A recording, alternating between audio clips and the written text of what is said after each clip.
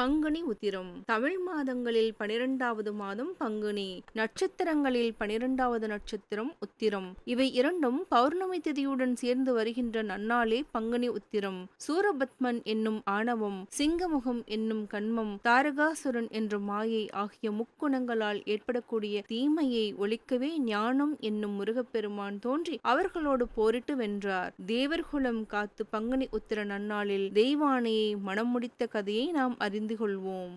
இந்த பங்குனி மாதத்தில் தான் அசுரர்களின் கொட்டத்தை அடக்க முருகப்பெருமான் தனது தாய் தந்தையரை வணங்கி தனது அசுர பயணத்தை தொடங்கினார். அப்போது வழியில் ஒரு சிறிய மலை முருகனின் படைகளை வழிமறிக்கும் விதமாக பெரிதாக வளர ஆரம்பித்தது. இச்செயலினை கண்டு முருகப்பெருமான் நாரதரிடம் கேட்டார். கிருபஞ்சன் என்ற அசுரன் அகதியரின் சாபத்தால் இங்கு வருவோரை துன்புறுத்தி வருகின்றான். அதோடு மட்டுமல்லாமல் தாரகாசுரன் நகரான மாயாபுரியையும் காத்து வருகின்றான் என நாரதர் முருகப்பெருமானிடம் கூறினார். இதனை கேட்டறிந்த முருகப்பெருமான் சினம் கொண்டு தன் தளபதி வீரபாகுவிடம் படையில் பாதியை அழித்துக் கொண்டு போய் தாரகாசுரனை அழித்துவிட்டு வரும்படி கட்டளையிட்டார். இதை அறிந்த தாரகாசுரன் மலைக்கு உதவி புரிய தானும் பெரும்படையுடன் எதிர்த்து வந்தான். வீரபாகு தலைமையில் முருகப்பெருமானின் படைகள் தாரகாசுரனோடு கடும் போர் புரிந்தனர். இரண்டு பக்கத்திலும் வீரர்கள் இறந்து விழுந்தனர். போர்க்களத்தில் நின்று யுத்தம் செய்த தாரகாசுரன் முருகப்படையின் வீரரான வீரகேசரியை தன் கதாயுதத்தால் மார்பில் அடித்துச் சாய்த்தான். இதை கண்டு வீரபாகு வெகுண்டெழுந்து தாரகாசுரனை கடுமையாக தாக்கினான். எதிர்த்தாக்குதல் நடத்த முடியாமல் தாரகாசுரன் தன் மாய லீலைகள் மூலம் எலியாக மாறி மலைக்குள் ஒளிந்தான். தாரகாசுரனின் அசுரப்படைகள் முருகப்பெருமானின் படைகளை பெரிய அளவில் தாக்கி அழித்தன.